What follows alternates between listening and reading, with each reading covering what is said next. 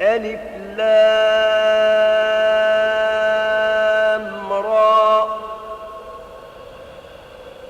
تلك آيات الكتاب المبين إنا أنزلناه قرآنا عربيا لعلكم تعقلون. الحمد لله رب العالمين والصلاة والسلام على أشرف الأنبياء والمرسلين نبينا محمد وعلى آله وصحبه أجمعين أما بعد. So Allah subhanahu wa ta'ala tells us that Prophet Yaqub then says to his son, قال يا بني لا تقصص رؤياك على إخوتك فيكيدوا لك كيدا إن الشيطان للإنسان عدو مبين. Oh my son, again he speaks to his son, he says, قال يا بني, oh my dear son, لا تقصص رؤياك على إخوتك. Do not relate this dream. Do not relate this dream to your brothers. فَيَكِيدُوا لَكَ كَيْدًا. Otherwise they will plot. They will surely plot against you a plot. In the shaitan, and he also, but he doesn't say, he says, he reminds him that the shaitan will only want to cause enmity. Because the shaitan wants to cause enmity between you and your spouse, between you and your relatives, between you and your close ones, your loved ones. And so Allah subhanahu wa ta'ala tells us that inna shaitan lil insan, he says, again, Prophet Yaqub warns his children, or his son, Yusuf, inna shaitan lil insan. The shaitan towards humanity is a clear, open enemy. You know, he's a clear enemy. So you have to realize that he is your enemy. And so in order for you also to defeat him, then you have to not fall for his tricks, and you have to come together and try to reconcile when you have problems. And so Allah subhanahu wa ta'ala says, Inna shaitan. What is the word? Who is the shaitan? You know the shaitan is a super villain. The shaitan is a super villain. How is he the super villain? Well, because he has super villain strengths. He has super villain powers. You know, if I were to ask people here, or anyone, what kind of superpower would you want? You want to shoot lasers from your eyes? You want to be able to fly like Superman, or have super strength, right? Which one would you take if you had the choice? Any of those choices? Which one would you take? Flying. You might want to do fly. You might do some other ones, right? Other powers. But I don't care what you take, okay? If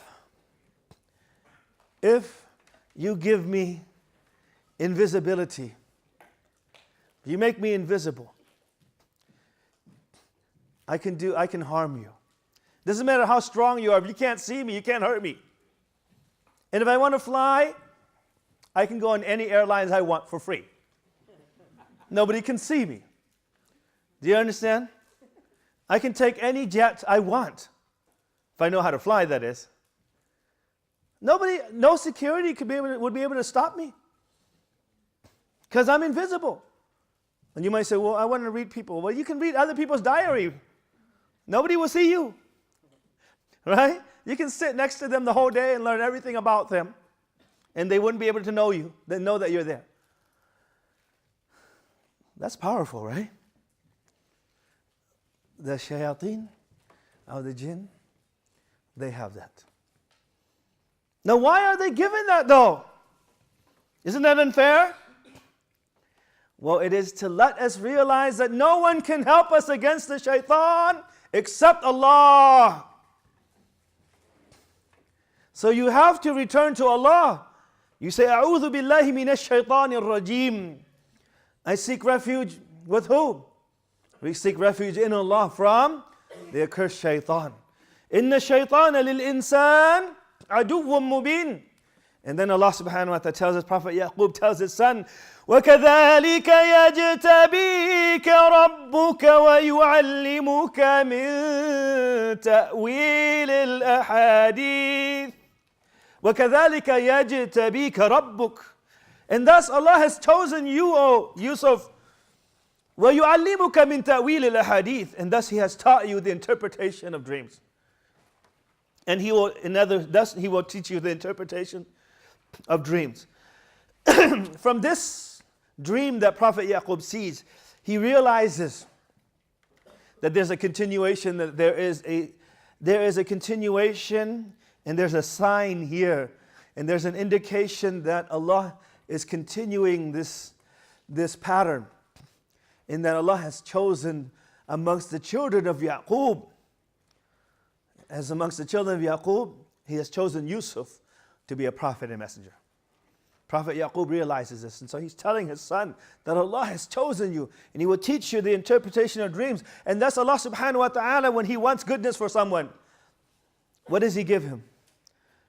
Allah can give people whom He likes and those whom He does not like. He can give them a lot of wealth, but it doesn't indicate that Allah wants goodness for that person. What is it that when Allah gives to someone, it indicates that Allah wants goodness for him? When He gives them the understanding of the deen, knowledge, the understand. When Allah wants goodness for you, He gives you the understanding of this deen. And that's why the Prophet ﷺ said, مَا يُرِدِ اللَّهُ بِهِ خَيْرًا يُفَقِّهُ فِي الدِّينِ. Whomsoever Allah subhanahu wa ta'ala wants goodness for him, He makes him understand this deen. Right? He makes him understand this deen. And so Allah has chosen him, and He has given him not only knowledge, but He has also given him a bonus. Not only knowledge, because knowledge you can study, you can go to a 4-year college and learn about Sharia, Hadith, Qur'an, but there's a special bonus that not everyone can learn and not everyone receives. And that is the interpretation of dreams. Interpretation of dream is a bonus. Allah gives to whoever Allah subhanahu wa ta'ala wills, He gives them the bonus. I can study and be a scholar in fiqh. I can study and be a scholar of tafsir, but I can't study and be an interpreter of dreams. You might say, well, can I just read some books? What's a book that's very well known about interpretation of dreams? Can you mention one? Ibn Sirin's book, right? What is that really attributed to him? Well, it's attributed to him, but is it true? It's not. People put these things together. Maybe it's to make money, and Allah knows best the reasons, but it's attributed to him, but it's falsely attributed to him. And you really can't read a book. To a certain extent, you can learn things about dreams, but you can't interpret a dream based on reading certain books. No. Why? Why, you might ask? The reason is because dreams, the interpretation of dreams is a gift from Allah subhanahu wa ta'ala. And you can't have a universal book that will teach you how to interpret dreams. Because every society has different symbolism with different objects and colors and things like that. You know, you guys know FedEx, right? You guys know UPS? There's UPS. You know the motto of UPS?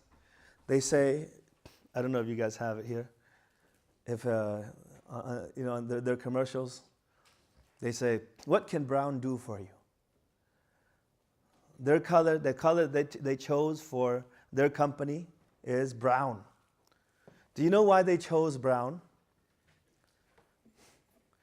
After extensive studies, they chose brown as their color. And the reason why they chose brown for their color is because it is the only color in every society that has no bad connotation associated with it. You know, when you have white, what does white mean? Purity, yeah. For many people, it means purity, right? If you were in China or Southeast Asia, what would it mean? It's death. Death, right? It means death. So let's say UPS chooses white, and it's a white box that's coming with a delivery. A guy goes, white, but I'm not picking UPS. I'll stick with FedEx. That's bad. That's bad. That's bad luck right there. Maybe he's bringing death to the family, right?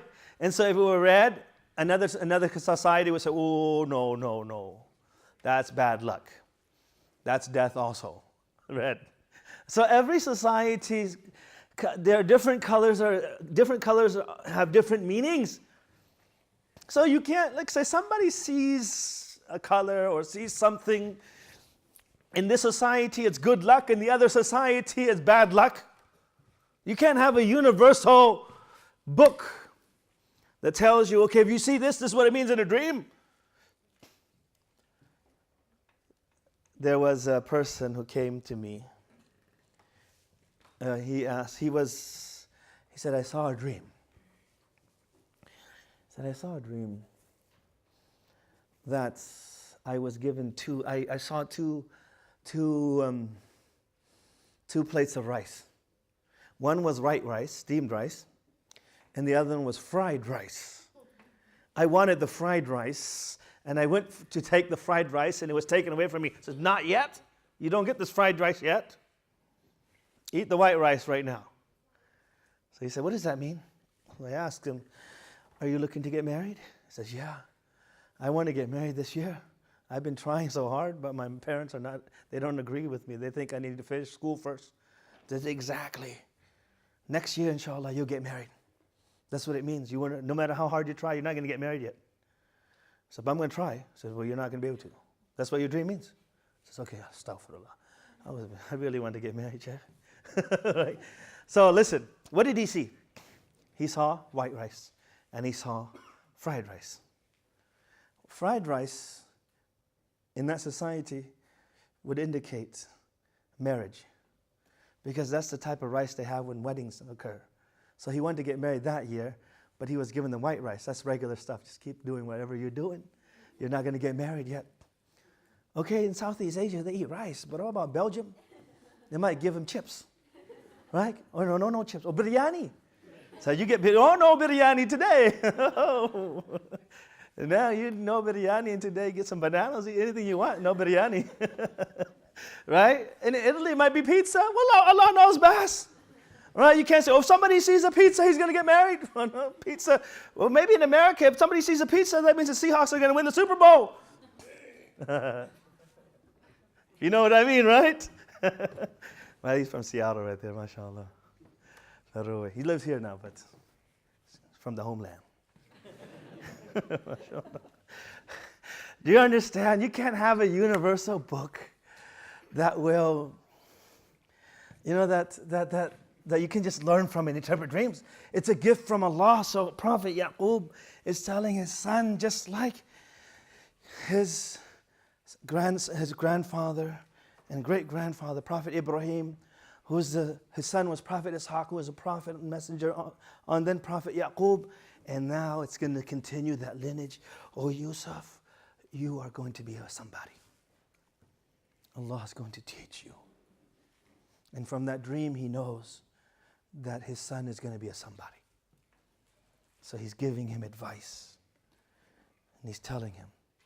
And so then when the first scene is over, and now how is he going to reach that high status, that level? What does that dream mean? What does that dream mean? Inshallah, we will find out. But just wait. And how is he going to reach this status? Who is he going to be? He's going to be a somebody. He's going to be a prophet. He's going to be a messenger. You're going to follow the lineage of your forefathers. But how is that going to happen? And Allah subhanahu wa ta'ala says, لَقَدْ كَانَ فِي يُوسُفَ وَإِخْوَتِهِ آيَاتٌ لِلسَّائِلِينَ. Indeed, in Yusuf and his brother are signs for those who ask.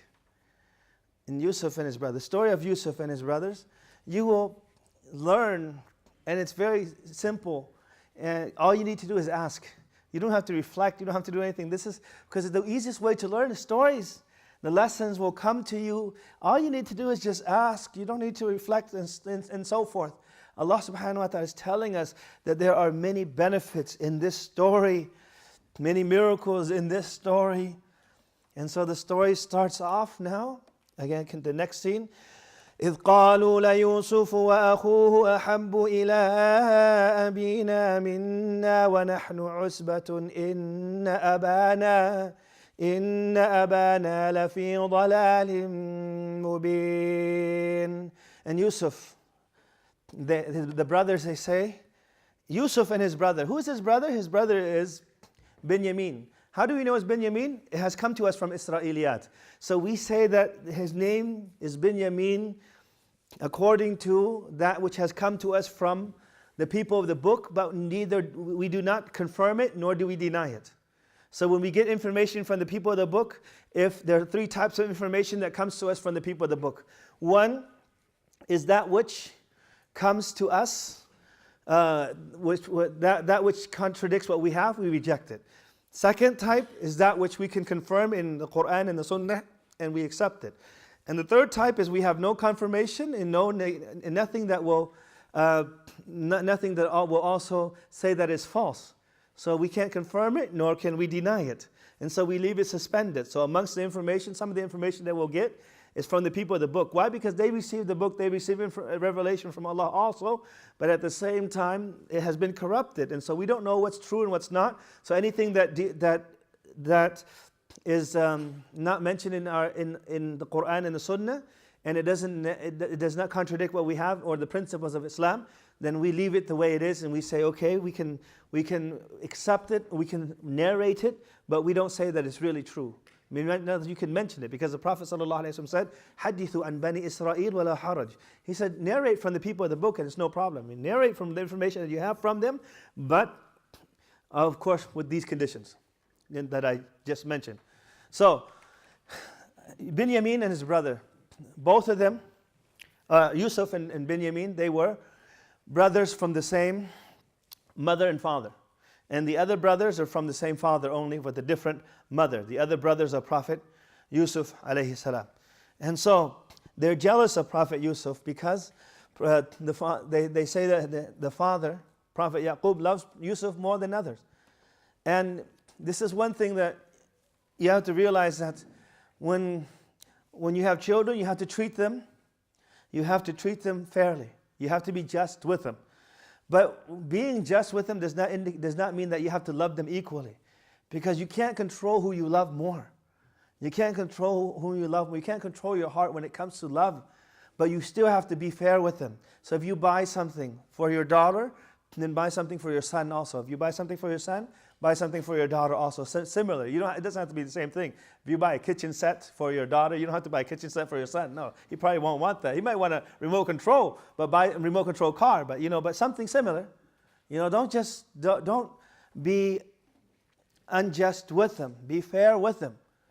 But when it comes to love, that's you're not accountable for that as long as you're just. And so Prophet Yaqub loves Prophet Yusuf. And he loves all his children also. You realize in this story, he loves all his children. But he loves Prophet Yusuf more than the other brothers. And so they say that Yusuf and his brother are more beloved to our father than us. وَنَحْنُ عُصْبَةٌ, and we are a group. عُصْبَةٌ, meaning a strong group. We are a strong group. And also, إِنَّ أَبَانَ لَفِي ضَلَالٍ مُبِينٍ, indeed our father is surely astray. So, we're more beneficial, we're more in number. Our father is in the wrong in his love for Yusuf. And so now they want to, what do they want? They want to earn the love of their father. What do they want? They want to earn the love of their father. Is that a noble objective? It surely is a noble objective. But the means that they took to try to attain that objective was not correct. If you want to please Allah, you can't please Allah with something that's displeasing to Him. If you want to build a masjid to please Allah, to earn the reward from Allah, you can't use interest money that's displeasing to Allah subhanahu wa ta'ala. The means also have to be, the means that you use to attain the objective has to also be halal and has to also be pleasing to Allah subhanahu wa ta'ala. You can't just run to the kitchen and push your mother aside. Your mother falls down and your mother says, "Why'd you push me?" So, "Mother, I wanted to be nice to you. I wanted to go wash the dishes. I wanted to help you." And if you did that, your mother will not want you. If you went to wash the dishes, okay, do it right. Go there, but don't push her just because she's in the way. You don't push her aside. Otherwise, she'll take those dishes and smash your head with them. She won't even care about the dirty dishes anymore. Forget about the dishes. Boom, I'll get new one. I'll smash her head with it. Treat me like that? You understand? If you want to be nice to her, the means that you took to try to please her has to be, well, is washing the dishes pleasing? Will she be pleased with that? Yes. But the way that you got to there is not displeasing to your mother. You can't please Allah subhanahu wa ta'ala with things that are displeasing to Him. So what should they have done? They want to kill Prophet Yusuf alayhi salam. They want to kill him. They want to get rid of him. What should they have done? What they should have done in order for him to earn the love of Allah subhanahu wa ta'ala is that they should have tried to earn the love of Allah. When you try to earn the love of Allah, then Jibreel loves you. Allah loves you. Allah calls Jibreel, and Jibreel calls Jibreel to announce to the angels to love you also, and then you'll be accepted on earth. So if you want to earn the love of Allah, if you want to earn the love of anyone, then do it through that which is pleasing to Allah, by being obedient to Allah, by being kind to your parents, by being kind to your father, being kind to your mother. So the objective that the brothers of Yusuf wanted to take was wrong, was incorrect. And so they wanted to get rid of him, and they want to kill him. One of them, they actually want to kill him. And then the eldest brother, even though Allah subhanahu wa ta'ala does not say that this is the eldest, inshallah, there's some clues for that. And we'll mention that later, inshallah. So the eldest brother says, قال قائل منهم لا تقتلوا يوسف. Do not kill Yusuf. وألقوه في غيابة الجب. But throw him in the depths of the well. يلتقطه بعض السيارة إن كنتم فاعلين. Throw him in the depths of a well so that maybe a group of sayyara. Sayyara is what? Sayyara is a caravan that goes back and forth, trading back and forth. It's like, it's always moving. What does the word sayyara in modern Arabic mean? A car, right? Sayyara here is a caravan, a trading caravan that goes between Sham or wherever it is. It goes back and forth, back and forth. It takes merchandise from here, then it goes there, and it goes back and forth. A continually moving caravan, buying and selling. So maybe one of these caravans that go back and forth will take him. Why did the eldest brother want to throw him in the well? Because the well has water. He can survive there, and he's also protected from the wild, the elements, and also from the animals, the beasts and the wolves, or whatever you may have. If you tied him on the tree, he's going to may be harmed. But he wants to save him. He doesn't want to harm him. The eldest brother feels a sense of responsibility. He says, no, don't kill him. Just throw him in the depth of the well.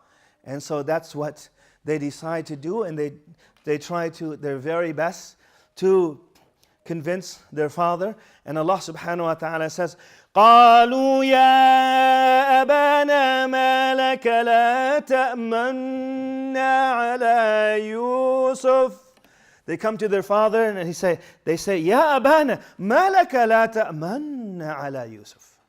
Notice, do you see, if you read this verse, when you look at the word لا تأمنا, you'll see a little diamond on top of the noon in Arabic. You see that? Is that on there? See that little diamond on top of the meme and noon? لا تأمنا. It's from تأمنن for tawqeed. But the Prophet sallallahu alaihi wasallam, when he read it, he said, he puckered his lips and he made a sort of like a circle with it. So he said, so this here is specific, and it shows that the companions, when they narrated how the Prophet recited, they even mentioned this. This is how the Qur'an has come to us. Even the little details, not even the sound, but the way that he puckered his lips is also mentioned. And so that's just to remind you that that's how you read it. And it's just to show also emphasis and show that they were it's like saying, مَا لَكَ لَا تَأْمَنَّ. Do you understand? مَا لَكَ لَا تَأْمَنَّ. Why is it that you don't trust us with Yusuf? وَإِنَّا لَهُ لَنَاصِحُونَ. Surely we are his well-wishers. We want good for him. So send him with us. أَرْسِلْهُ مَعَنَا غَدًا يَرْتَعْ وَيَلْعَبْ. Send him with us so that we can play and enjoy ourselves and eat. وَإِنَّا لَهُ لَحَافِظُونَ. And surely we will take care of them. You know the amazing thing about the Arabic language is that you don't need punctuation marks. You don't need punctuation marks. Did you know that? The Arabs don't know exclamation mark and question mark. That's modern stuff right now. That's taken from English. If you write proper Arabic, you have no need for a punctuation mark. Why? Because the punctuation marks and the emotions are built into the language. They're built into the language. So here, وَإِنَّا لَهُ لَحَافِظُونَ. There's inna is for tawkid. In nahnu, inna here. Indeed we. So this is for emphasis. Inna lahu lahafidhun. In the way it's put also. Wa inna hafidhuna lah. That's the asl. That's the default. This is how you should say it. But when you flip it and you add this also, you're trying to, you have emphasized it 3 times. You have put so much emotions into it. It's like question mark, question mark, question mark. With, in modern times, all the capital letters are there. Written in capital letters. And also italics, whatever you want to do. Do you understand? All of these things you have to do, but it's built into the language. وَإِنَّا لَهُ لَحَافِظُونَ. It's like when Allah subhanahu wa ta'ala says, وَالْعَصْرِ. By the time. إِنَّ الْإِنسَانَ لَفِي خُسْرٍ. Inna is indeed. It's to emphasize, indeed, all of mankind are in loss. They are surely in loss. There's so much emotion in there. It's like somebody saying, okay, when you add, you can say, Muhammad. You tell someone says, Aina Muhammad? Where's Muhammad? Muhammadun fil bayt. And then somebody says, no, he's not at home. Muhammad's at home. He's not at home. You say, Inna Muhammadun fil bayt. Yes, Muhammad is at home. See, I'm saying it, you can see the emotions. But if I were to write it down in English, I was like, Muhammad's at home. Yeah, Muhammad's at home. Surely Muhammad's at home. You don't see that, you understand? But with the Arabic language, somebody doesn't believe, Inna Muhammad fil bayt. Wallahi inna Muhammadan fil bayt. No, I still don't believe. Wallahi inna Muhammadan la fil bayt. Do you understand? Now you're emphasizing even more. So here, وَإِنَّا لَهُ لَحَافِظُونَ. Surely we will take care of him. Trust us. We will do our best to take care of him. And then Prophet Yaqub, he says, قَالَ إِنِّي لَيَحْزُنُنِي أَن تَذْهَبُوا بِهِ. Indeed, it saddens me that you take him with you. That you take him with you. So what's the reasoning that he mentions? It saddens him. Why? He loves Prophet Yusuf so much that he never leaves him out of his sight. He never allows him to go out of his sight. He is very protective of his beloved son. And so he says, if you take him away from me, I'm going to be sad. But not only that, وَأَخَافُ أَن يَأْكُلَهُ الذِّئْبُ وَأَنْتُمْ عَنْهُ غَافِلُونَ. And he mentions something that doesn't really happen often, but he's just mentioning it, and the possibility is there, but it's a very small possibility. He's only mentioning it because he doesn't want Prophet Yusuf to go with them. He says, and I'm afraid that a wolf might devour him while you guys are unaware or you guys are busy doing other things. And so they say, to convince the father even more, قَالُوا لَإِنْ أَكَلَهُ الذِّئْبُ وَنَحْنُ عُصْبَةٌ إِنَّا إِذًا لَخَاسِرُونَ. Surely if a wolf were to devour him or eat him, how can that happen when we are a strong group of men? وَإِنَّا لَهُ لَخَاسِرُونَ. If that were to happen, we surely would be amongst the losers. Like, we would be losers. If we couldn't, 10 of us, and we couldn't protect one from a wolf, we would be losers. We're strong. We can do it. And so they're able to convince their father. Reluctantly, he lets them take Yusuf with them. Why isn't there a mention of Binyamin? Why aren't they jealous of Binyamin? They don't like Binyamin also, right? They don't, but why don't they do something to him also? Why only Yusuf? Some of the scholars I mentioned, because of the age of Benjamin. Benjamin was very young. Somebody 2 or 3 years old. Cute little guy, let's leave him alone. We don't like him, yeah, but it's a little guy. You can't harm a little guy like that. Well, Yusuf, hey, that's a different guy. He's older, right? How old is he? We'll find out, inshallah. Allah tells us how old he was. He tells us indirectly. And that's the beauty of the Qur'an. Every single sentence gives us more picture, a clearer picture. There's no word that's wasted. We'll get to it, inshallah. So, فَلَمَّا ذَهَبُوا بِهِ. And so when they bring him to the desert, Allah subhanahu wa ta'ala says, وَأَجْمَعُوا أَن يَجْعَلُوهُ فِي غَيَابَةِ الْجُبِّ. And وَأَجْمَعُوا. And they agreed to toss him into the well. They agreed to toss him in the well, and then وَأَوْحَيْنَا إِلَيْهِ لَتُنَبِّئَنَّهُمْ. And then we revealed to Yusuf in the well, لَتُنَبِّئَنَّهُمْ بِأَمْرِهِمْ هَذَا وَهُمْ لَا يَشْعُرُونَ. We will tell them of this affair, and while they know not. So I want you to read the sentence like things will happen very quickly, right? Why? Well, the reason is because when Prophet Yusuf was taken to the well, he was taken to the desert, they agreed to throw him in the well. Does Allah tell us how they did it? No, He doesn't. Why doesn't He do so? Because you don't want to teach criminals how to commit crime. If you want to solve society's problems, then do not glorify crime. And that's why the media, the TV, Hollywood, if you want to start to solve the problems of society, the government should start with Hollywood.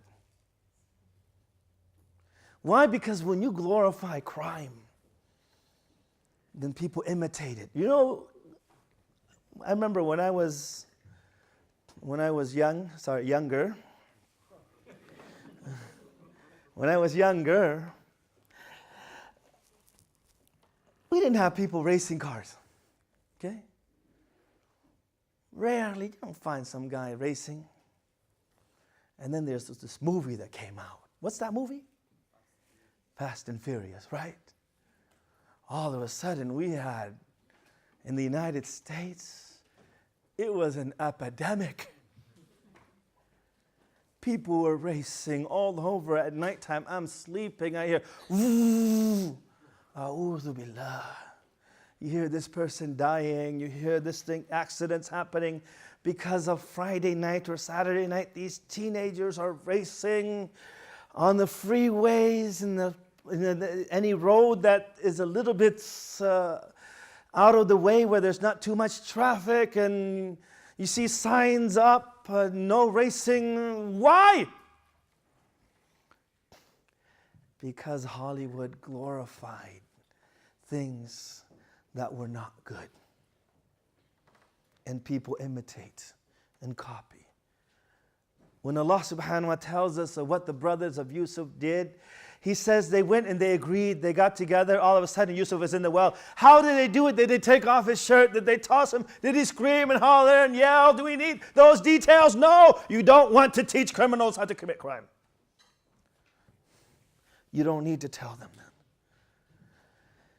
And so Allah subhanahu wa ta'ala tells us, Yusuf is in the well. The next scene goes quickly and he's in the well. And then Allah subhanahu wa ta'ala reveals to him, imagine this boy alone by himself in the middle of a desert. He loves his father, his family, and he's separated from them. How scared do you think a boy like that would be?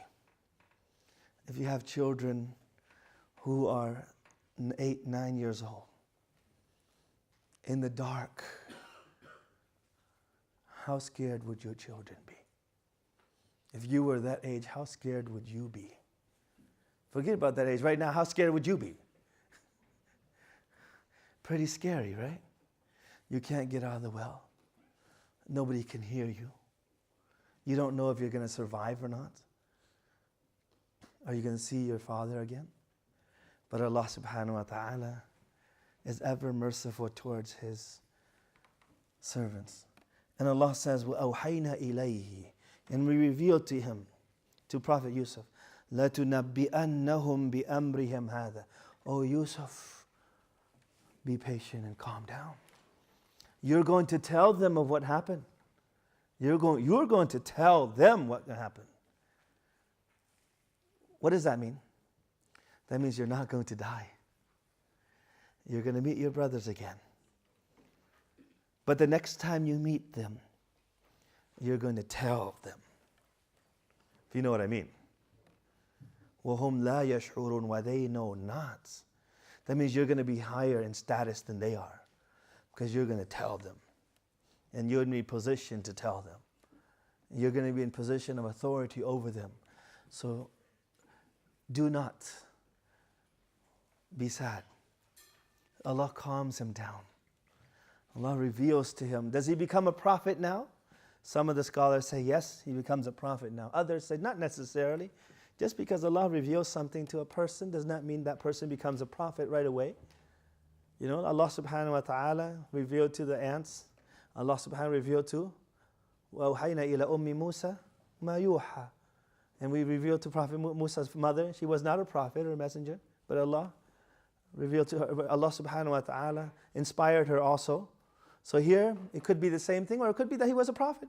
For indeed, he was a prophet and messenger. He was a prophet and messenger of Allah. And so the brothers come back home. وَجَاءُوا أَبَاهُمْ عِشَاءً يَبْكُونَ. And they come to their father. Isha. At night time. When is Isha? When's Isha prayer? Does anyone know? If you know when Isha is? Like say if you don't have your timetable and you look outside, would you be able to tell? Well, like in Scotland, a lot of times you won't be able to tell. Normally, what's Isha? Linguistically. It's when the sun has set and the redness in the horizon is totally gone. In other words, there's no more light. The light from the sun has totally disappeared. There's no remnants of the sun at all whatsoever. Because after Maghrib, you still see the glow at the horizon, on the horizon. But when that glow is gone, when the glow is there, still Maghrib. As soon as that glow is gone, there's no more light. Then that's Isha time. So when all the glow on the horizon is gone, when they can't even see each other anymore because it's totally dark, they come back home because they know that their father is a prophet and messenger and he is very wise. If he looks at their face and they're telling a lie, he will know that they are liars. So let's come back home late. So he won't realize. Let's come home late. Maybe we'll have a chance. So they come home after Isha crying. What kind of tears are these? These are crocodile tears, by the way. These are fake tears.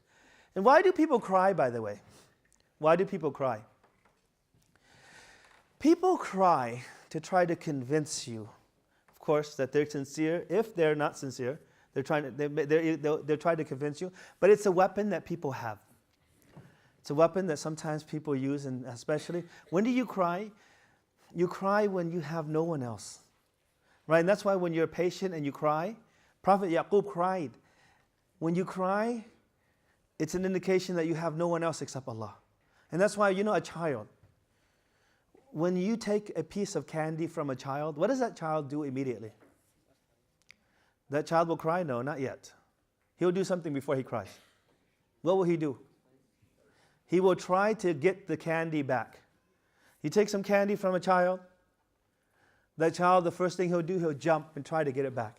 If he's able to get it back, he'll just, right? He'll just make a face at you. But if he's not able to, he doesn't have any, he's not stronger than you, right? He's he's smaller. He's not able to get it back, so the only weapon that he has is what? Is to cry. That's his last weapon. He doesn't have anything else. He breaks down and cries because he wants you to feel sorry for him. and he wants you to give him back the candy, but he doesn't have any weapon except for crying. And that's why smart kids, they use that as a weapon. And also smart spouses. No, just kidding. You know, sometimes, right, the brother, the sister, or maybe the wife, the wife wants a new car, right? And he's like, yeah, I just got you a new car. It's only 5 years old. But so-and-so, you know, has a new car already. You know, she has a really nice car. It's a 2014 so-and-so. And she wants the car really bad. If she asks you, can you get me the new car, please? And you might say, well, you know, I don't think we can afford to get a new car yet. But so-and-so has a new car. It's really nice. We can sell this one so you don't have to pay for everything, right? And then you say, no, we can't. Maybe next year or the year from now. And so after that, if your wife, if she had money, right, now she tried and it didn't work. If she had money, if she really wanted it, what would she do? She says, okay, I'll just buy it myself then. It's okay, go ahead. But if she did not have money, right, she didn't have money and she had nowhere else to go, she can't go to her parents. Your parents are like, don't you have your own family? Right now, you know, I can't buy you a car. Right? She's not going to go, right? She's not going to go to her parents. And so she really wants that car really bad. She doesn't have the money, so she can't buy it herself. And she really wants it badly. She has no other weapon. She just breaks down and cries. And then the husband says, oh my gosh. And then his heart just melts. He's okay, well, I'll get it for you. Okay, we'll get it for you. Okay, but we're not going to take that vacation though, okay? That we were talking about. But you understand, she might cry because she has no one else. And it could be fake tears, it could be real tears. But crying does not necessarily mean that a person is truthful, as in this case, okay? Someone can use that as weapons and means to try to get you to, you know, be compassionate towards them or believe them. And so they come back and they're crying and they say to their father, قالوا يا أبانا إنا ذهبنا نستبق وتركنا يوسف عند متاعنا فأكله الذئب. And they said, oh, our father, we went racing and we left Yusuf with our belongings and a wolf devoured him. وَمَا أَنْتَ بِمُؤْمِنٍ لَنَا وَلَوْ كُنَّا صَادِقِينَ. And you would not believe. We know that you will not believe us, even if we were truthful. These are the sons of a prophet. They're very good people, okay? Innately, they're not used to lying. How do we know? They're not professional liars, okay? They're not really good. Listen to them. He said, you know, oh Father, if we were truthful, you still wouldn't believe us. You know what that really means? Like, Father, we're lying to you, okay? And they don't even realize they're like giving everything away without even knowing, because they don't know how to lie. Even if we were telling you the truth, you wouldn't believe us. But you know, that's what happened. That's what happened. It's like, that's a really bad way to lie, right? It's like you're telling your father and you don't even realize, because they're not professional liars. And there are some people, they're so good at lying that what do they call them? The detector thing, what do they call it? Lying detector? Lie detector can't even detect it. Those are professional liars. There are some people who just lie and lie, they're so used to it. But these are good people and they're not used to it. And so they lie, and they're also trying to bring proof, and so they bring a shirt. وَجَاءُوا عَلَىٰ قَمِيصِهِ بِدَمٍ كَذِبٍ. They bring a shirt stained with blood. They bring a shirt that is stained with blood. And whose shirt is this? This is Prophet Yusuf's shirt, which means they threw him in the well and took his shirt off. So they have his shirt, and wallahu alam how they got the blood, whether they went to slaughter a lamb and put the blood on, Allah knows best. Allah didn't tell us the details, we don't need to know the details. The most important part is to learn the lesson from it. So they have a shirt that's stained with blood. And when Prophet Yaqub sees this shirt stained with blood, Immediately he is saddened. Why is he saddened? He knows his children have lied to him.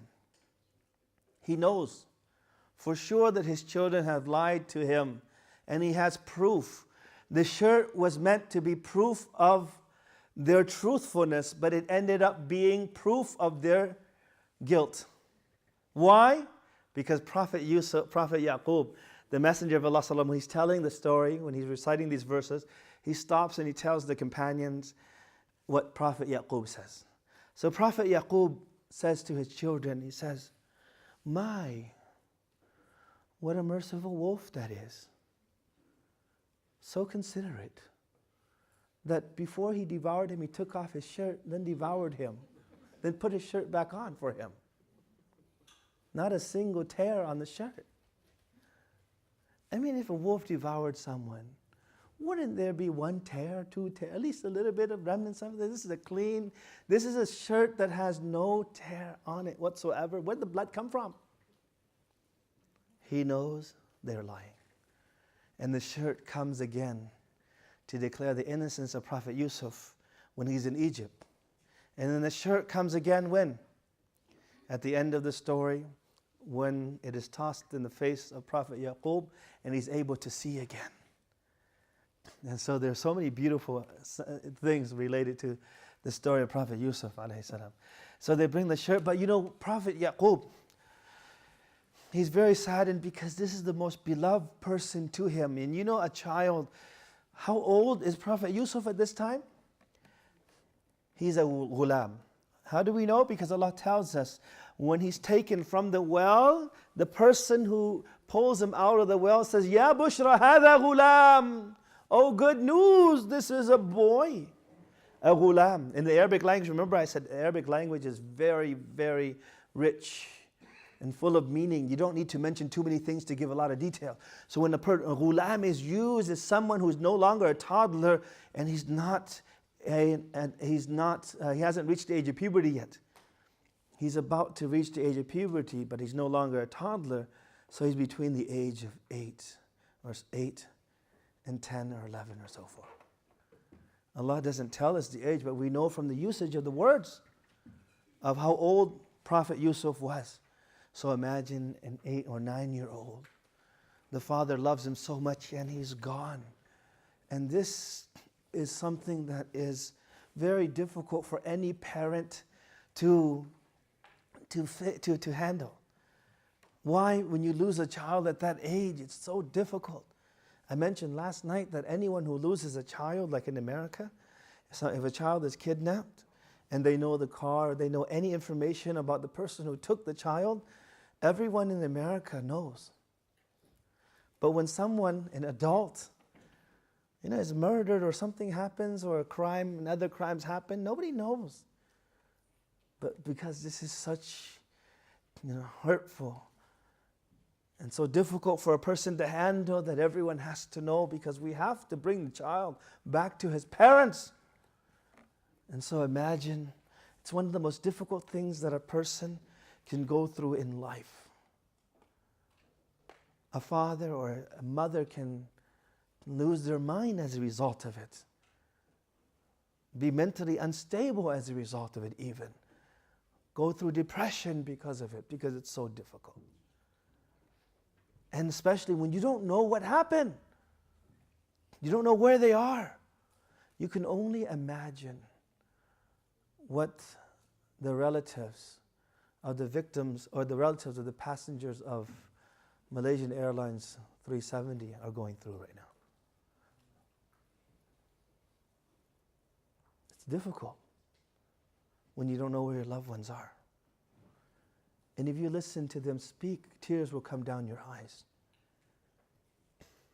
Listen to the interviews when they're speaking. When tears come down their eyes, tears will come down your eyes, because you can't even imagine what they're going through. Prophet Yaqub loses his most beloved son. Does not know where he is. And so, but he's patient. He doesn't yell or scream at his children. You know what he says? قال بل سولت لكم أنفسكم أمرا. Surely this is something that you yourselves have concocted. But as for me, فصبر جميل. But as for me, I will be patient. Not any type of patient. I will have beautiful patience. I will be patient, but beautiful patience. And what is beautiful patience? Because there's patience and then there's beautiful patience. And patience is good, but beautiful patience is the level that the true believers have. And Prophet Yaqub says beautiful patience. So what is beautiful patience? Beautiful patience, first of all, is that you're patient from the very beginning. The Prophet ﷺ said, إِنَّمَا الصَّبْرُ فِي صَدْمَةِ الْأُولَى. Patience is when it first strikes. So at the beginning, you have to be patient from the very beginning. You can't just, okay, when something happens, you're so angry, you start throwing this there and there, you're tossing everything, breaking everything aside, and then, I'm patient. I'm patient. You're patient. Okay, I'll be patient. It's already over. You broke everything and ready to home. That's not beautiful patience. That's not called patience. It starts from the very beginning when you hear the news. But what is beautiful patience? What's another thing? He tells us here. وَاللَّهُ الْمُسْتَعَانُ عَلَى مَا تَصِفُونَ. وَاللَّهُ الْمُسْتَعَانُ. Allah is the one that I seek help. Beautiful patience is when you're patient to the point where it makes your connection with Allah even stronger. Meaning you turn to Allah. You don't look for sympathy from other people. You don't go complaining to other people looking for sympathy. You turn to Allah alone and you put your trust in Allah and you seek help from Allah. And beautiful patience is what Prophet Yaqub has. And one of probably the most beautiful scene is at the end of Surah Yusuf.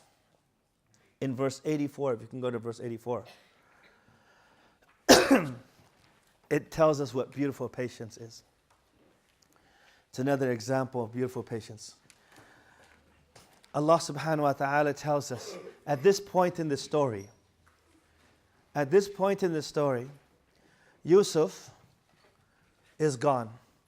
He's been away for over 30 years. Okay? Over 30 years. And also at this point in the story, the second son, Binyamin, or the second most beloved son to Prophet Yaqub, is also lost. And the third most beloved son to Prophet Yaqub is also lost. So you might say, it's already hard enough for him to lose Yusuf. And then the second, you might think, well, I can't take it anymore, then it gets worse. But you have to realize something. When you see things you're being patient, and things get worse, that means you're really close to relief. Relief is coming. When things get worse, know that relief is coming. So Prophet Yaqub, after losing the three most beloved sons to him already, Allah subhanahu wa ta'ala tells us, وَتَوَلَّى عَنْهُمْ. He turns away from them. This is very important. Why does he turn away from them? This is very important. The reason why he turns away from them is because he doesn't want them to hear it. He doesn't need their sympathy. He's not looking for sympathy from his children and grandchildren, and the wives of his and his daughter-in-laws, okay? He's not looking for their sympathy. Remember, there's a large family in Palestine. So he's turning away from them, and he says, وَقَالَ يَا أَسَفَا عَلَى يُوسُف. Whoa, the sorrow of the loss of Yusuf. He still remembers Yusuf. He still remembers Yusuf. وَابْيَضَّتْ عَيْنَاهُ مِنَ الْحُزْنِ. And he becomes blind as a result of it. فَهُوَ كَظِيمٌ. But he holds it back. Why does he hold back? He holds back because he's patient, but he's crying. Remember, crying does not nullify beautiful patience. Why? Because when you're crying, it means that you have no one else except Allah. So you're putting your trust in Allah alone. So that's why his patience is so great that he cries until he cries and he comes so close to Allah. His connection is so great and he puts his trust in Allah and he turns to Allah so much that he becomes blind as a result of his crying. Why? Because he misses Yusuf. And he still remembers Yusuf. Why did the brothers want to get rid of Yusuf? They wanted to get rid of Yusuf so that يَخْلُ لَكُمْ وَجْهُ أَبِيكُمْ, so that all the attention would be towards them instead of Yusuf. They thought, okay, we get rid of Yusuf, then our father would love us more because, Yusuf is gone. But what ends up happening?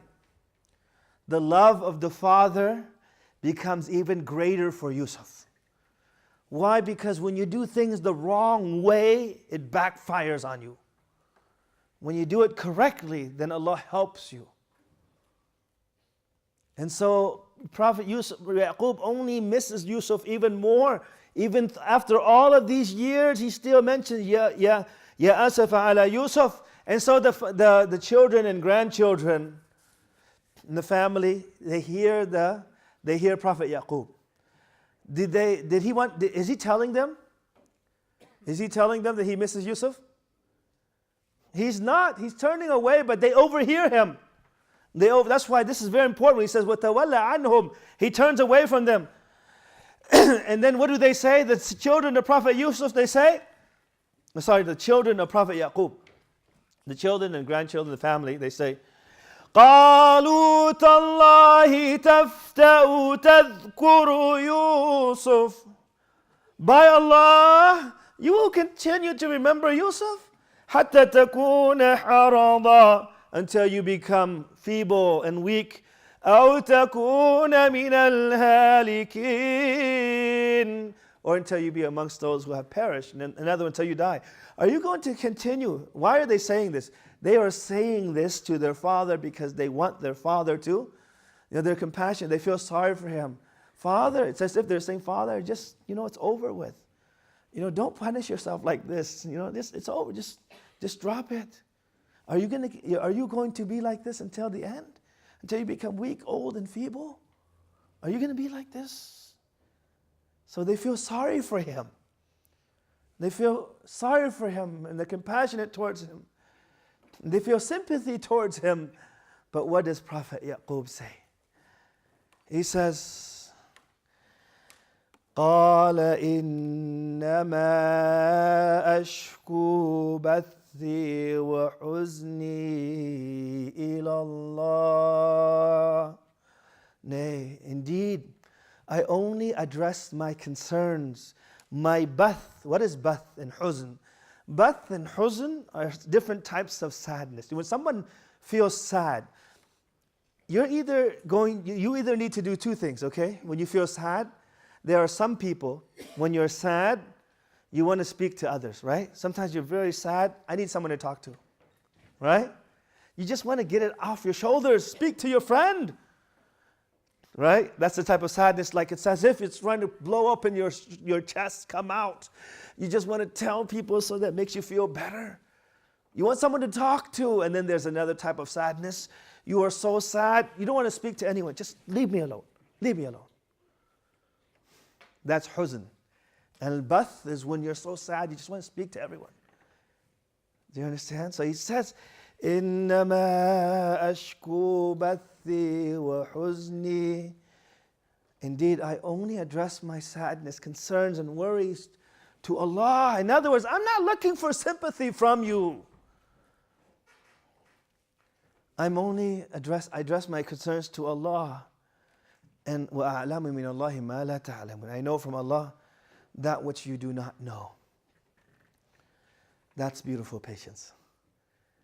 Some people, when they are afflicted with something, they just want to go tell everybody so that the sister or the brother says, oh, I feel so sorry for you, and then looking for their sympathy. No, when a true believer, turns to Allah alone. That's beautiful patience. It strengthens your connection with Allah. It doesn't mean that when you look for sympathy from other people, that's not patience. No, it is. It's okay. But there's patience And there's beautiful patience. وَتَوَلَّ عَنْهُمْ. Who's he speaking to? Allah subhanahu wa ta'ala. But they just happen to overhear him. That's all. So beautiful patience is when you address your concerns, all your needs, whatever it is, to Allah subhanahu wa ta'ala. You pray at nighttime. You make plenty of dua. You do all that you can and you put your trust in Allah subhanahu wa ta'ala. And you don't lose hope in Allah. You don't lose hope in Allah, because some people, they lose hope. And when you lose hope in Allah, Allah subhanahu wa ta'ala says, وَلَا تَيَأْسُوا مِن رَوْحِ اللَّهِ.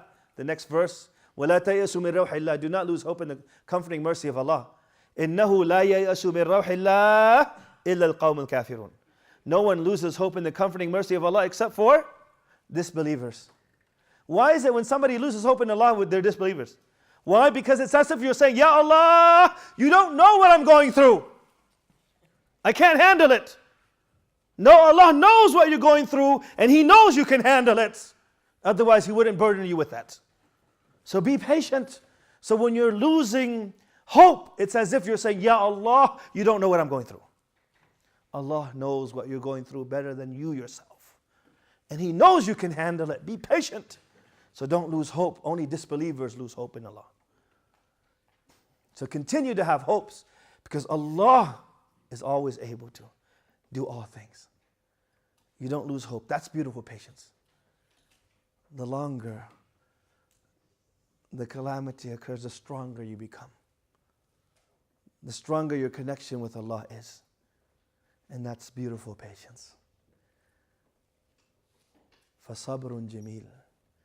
As for me, Prophet Yaqub says, فَصَبْرٌ جَمِيلٌ. I will just have beautiful patience. And what is it? وَاللَّهُ الْمُسْتَعَانُ. Allah is the one that I seek help from. وَاللَّهُ الْمُسْتَعَانُ عَلَى مَا تَصِفُونَ. Concerning what you have mentioned and described. So inshallah, we'll break right now.